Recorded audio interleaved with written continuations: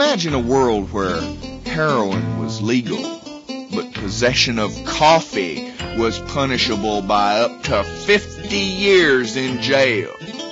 In other words, friends, think of a world where you could run down to the nearest convenience store just about any time of day or night and purchase any amount of liquid heroin you wanted. A whole bottle of heroin would be about $3.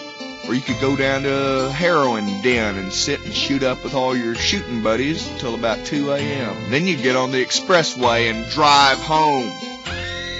Or, for that matter, folks, think that in the heroin world, where imagine the authorities making heroin so much a part of their business world that nobody closed a big business deal without having a few shots of smack with the client. When there'd be billboards all over the roads for the coolest brands of heroin, showing beautiful models, skin popping next to a waterfall.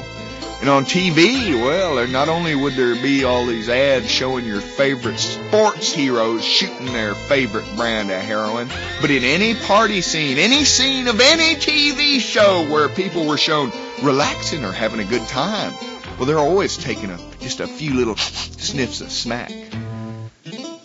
Now, the leaders of a world like that would have to be pretty insane, right? I mean, it'd be obvious that the leaders themselves were not only heroin users, but stood to gain quite a bit from the whole population, aside from a few anti-heroin fanatics leaning on this substance to relax. But let's take it a step further, friends. Imagine if these people made coffee illegal, because they said it was addicting, and it led to harder stuff like espresso.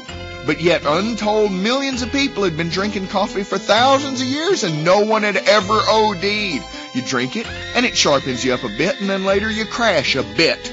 But it's so illegal that the smugglers are getting fantastically rich having contraband coffee beans flown up from South America. And there'd be this whole subculture of bean heads, people that were into coffee partly as a rebellion against the establishment. And the whole reason that coffee led to harder stuff like espresso or NyQuil was because to buy coffee, you had to go to a coffee dealer's house, a pusher's house, where you'd encounter people who were espresso users.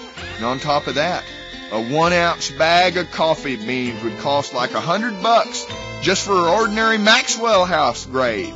And people would be arrested and spend their whole lives in jail, maybe even be executed for using coffee, which is relatively harmless, while this whole planet of junkies was going scot-free. And President Reagan would be up, you'd see him in the news partying with world leaders, all of them snorting a bit of smack and shooting up. Imagine what a horrible topsy-turvy world that would be, friends, where they made a powerful central nervous system depressant not only legal, but glamorous, while an organically grown, harmless bean off of a bush could wreck your life only because of the laws against it. I demand a sobriety test. That does.